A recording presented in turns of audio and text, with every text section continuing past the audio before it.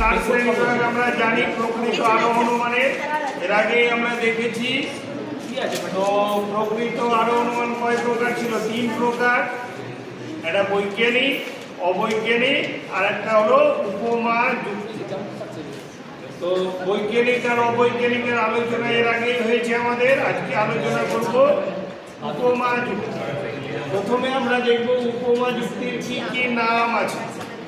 যেটা উপমা যুক্তি তারই আর এক নাম হলো সাদৃশ্যমূলক আরোহণ। কি বললাম? আরোহণ মান বা আরো একটা নাম আছে সেটা হলো উপমানুমান। উপমানুমান যেটাই উপমা যুক্তি সেটাই হলো উপমানুমান বা সেটার আর এক নাম হলো কি? সাদৃশ্যমূলক আরোহণ। উপমা মানে কি? তুলনা। উপমা মানে তুলনা বা সাদৃশ্য মানে কি? তুলনা বা মিল। যেখানে আমরা মিল লক্ষ্য করে সিদ্ধান্ত করি। তো মিল মিলাতে গেলে দুজনের সাথে যদি আমি মিল খুঁজি তাহলে কজন লাগবে? দুজন মিনিমাম, তাই তো নাকি? তো যেমন ধর কি বলি, ধর কাউকে একজনকে দেখে, ধর আমি দেখলাম কি তোর মতো দেখতে কোনো এক মেয়েকে দেখছি, তুই যেমন দেখছে তোর যেমন ফেস, মেয়েটারও তেমনি ফেস, তোর যেমন কি বলে কথা বলা, মেয়েটারও তেমনি কথা বলা। তাই এইরকম বেশ কিছু বিষয়ে তোর সাথে মেয়েটার মিল লক্ষ্য করলাম, দিয়ে সিদ্ধান্ত করলাম কি এটা তোর বোন। এই যে তো এটা এই মেয়েটা তোর বোন হবে, এটা কিসের উপর ভিত্তি করে আমি সিদ্ধান্ত করলাম? তোর সাথে ওর মিল লক্ষ্য করে। মিল মানে সাদৃশ্য লক্ষ্য। তাহলে মিল লক্ষ্য করতে গেলে কজন লাগবে? মিনিমাম দুজন।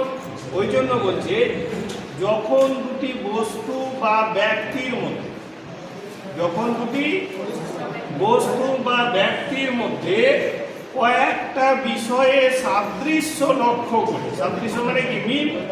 কয়েকটা বিষয়ে সাদৃশ্য লক্ষ্য করে তাদের মধ্যে অন্য একটি বিষয়ে সাদৃশ্যের অস্তিত্বের অনুমান করা হয়, তখনই তাকে উপমা যুক্তি বা সাদৃশ্যমূলক আরোহণমান বা উপমানুমান বলা হয়।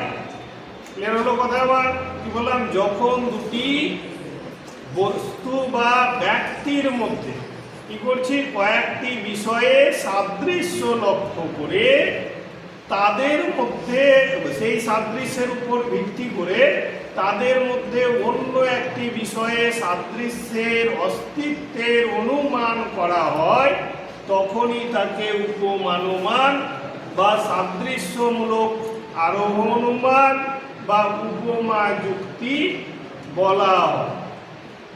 আরেকবার বলে দিচ্ছি, যখন দুটি ব্যক্তি বা বস্তুর মধ্যে কি করছি আমরা? কয়েকটা বিষয়ে সাদৃশ্য লক্ষ্য করছি এবং সেই সাদৃশ্যগুলোর উপর ভিত্তি করে তাদের মধ্যে কি করছি? অন্য একটি বিষয়ে সাদৃশ্যের অস্তিত্বের অনুমান করছি, তখনই তাকে বলা হচ্ছে উপমা যুক্তি বা উপমানুমান বা সাদৃশ্যমূলক আরোহণমান। যেমন ধর কি বলি, উদাহরণ, রামের রক্তে ম্যালেরিয়ার জীবাণু পাওয়া গেছে। রামের রক্তে কি পাওয়া গেছে? ম্যালেরিয়ার জীবাণু পাওয়া গেছে।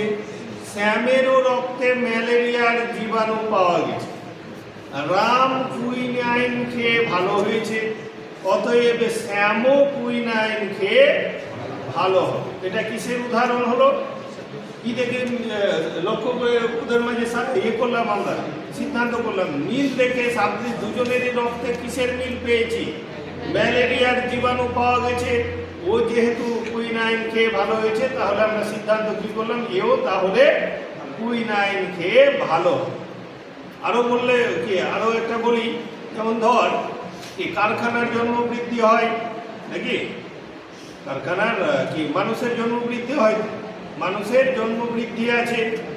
কারখানারও কি হয়? জন্ম বৃদ্ধি হয়। কারখানা প্রথমে তৈরি হলো, মানে কি জন্ম হলো, তারপরে কারখানাটা কি দিনে দিনে বড় হলো। তো মানুষের জন্মবৃদ্ধির সাথে কেউ এই কারখানার জন্মবৃদ্ধির মিল লক্ষ্য করে যদি সিদ্ধান্ত করে যে মানুষের মতো কারখানারও তাহলে কি থাকবে, প্রাণ আছে। তাহলে এটা কি দেখেও সিদ্ধান্ত করলো, মিল দেখে। তাহলে মিল দেখে সিদ্ধান্ত মানে সাদৃশ্য দেখে সিদ্ধান্ত করলো। তাহলে এই উদাহরণটা কিসের হবে, সাদৃশ্যমূলক অনুমান বা উপমা যুক্তি বা উপমানুমান। ক্লিয়ার হলো কথা আমার? এবার আসি সাদৃশ্যমূলক আরোহ অনুমানের প্রথম তো কোশ্চিন কাকে বলে, তারপরে কি এটা উদাহরণ দাও। উদাহরণের ক্ষেত্রে আমরা এই উদাহরণটাই দেব, কি যেন, রামের রক্তে ম্যালেরিয়ার জীবাণু পাওয়া গেছে, শ্যামের রক্তে ম্যালেরিয়ার জীবাণু পাওয়া গেছে, রাম কুইনাইন খেয়ে ভালো হয়েছে, অতএব শ্যামও কুইনাইন খেয়ে ভালো। তারপরে এখান থেকে কি কি বৈশিষ্ট্য পাবো আমরা, সংজ্ঞা থেকে কি কি বৈশিষ্ট্য, প্রথমে তো ভিত্তি পেলাম। সাদৃশ্যমূলক আরোহ অনুমানের ভিত্তি কি, কিসের উপর নির্ভর করে সাদৃশ্যমূলক আরোহ অনুমানটা আমরা তৈরি করলাম।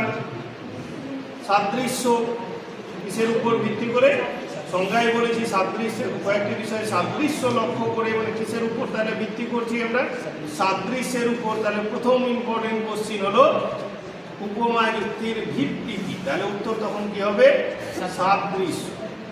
তারপরে কি হয় উপমা যুক্তিতে কি হয়, আমি এর আগেই বলেছিলাম যে আরোহের যত শ্রেণী বিভাগ আছে সবার গতি কোন দিকে, বিশেষ থেকে সার্বিকের, কিন্তু ব্যতিক্রম হচ্ছে উপমা যুক্তি যার গতি কোন দিকে, বিশেষ থেকে বিশেষ বচনই তৈরি করি।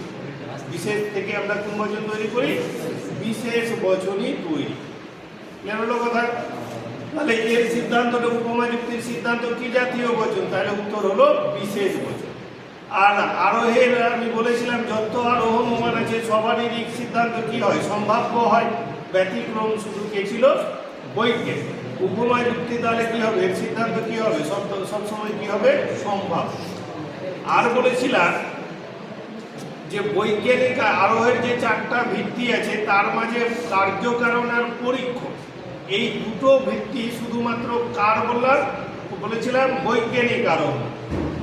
তাহলে বৈজ্ঞানিক কি উপমা যুক্তির ক্ষেত্রে কি কার্যকারণের উপর নির্ভর করা হয় না, তারপরে কি পরীক্ষণের উপর নির্ভর করা হয় না, তাহলে কিসের উপর নির্ভর করা হয়, মোটামুটি প্রকৃতির একরূপতা নীতির উপর নির্ভর করে আর পর্যবেক্ষণ। বুঝতে পারলাম কথা? তাহলে এগুলো কি এলো, বৈশিষ্ট্য।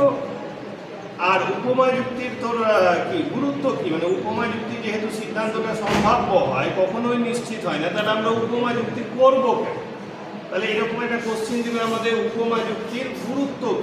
উপমা যুক্তির কি বললাম, গুরুত্ব।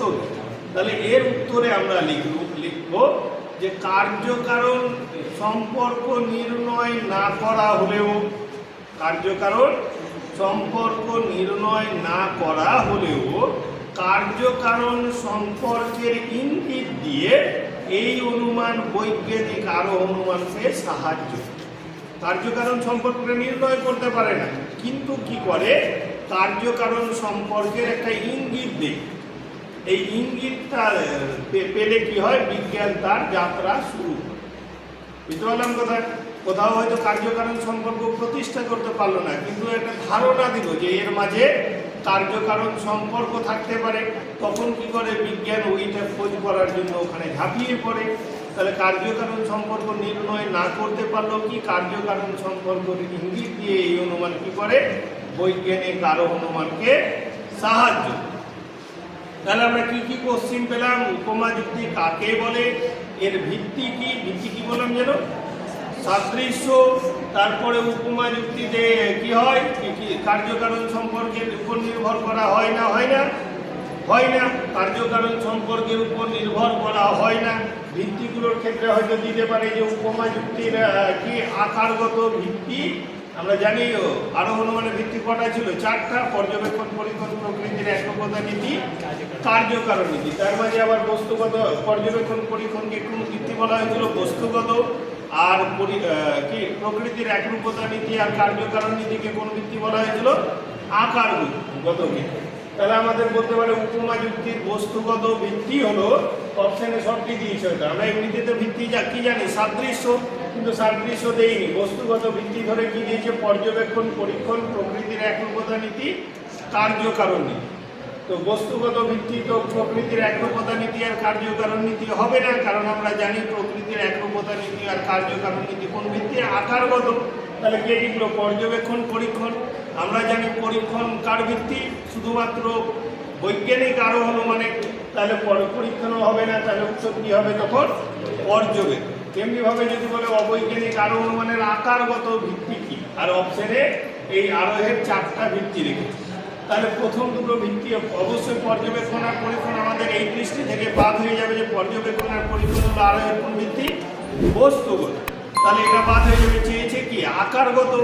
তাহলে কে লিখলো? আকারগত ভিত্তির মাঝে কি আছে? প্রকৃতির একরূপতা নীতি আর কার্যকারণ নীতি। তাহলে এক্ষেত্রে আমাদের কি কার্যকারণ নীতি তো আমরা সংজ্ঞাতে পড়তে গিয়ে দেখলাম, বৈশিষ্ট্য পড়তে গিয়ে দেখলাম যে কার্যকারণ নীতির উপর কি নির্ভর করে না। তাহলে উত্তর কি হয়ে যাবে তখন? প্রকৃতির একরূপতা নীতি। বুঝা গেল কথা? আজকে এই পর্যন্তই থাক।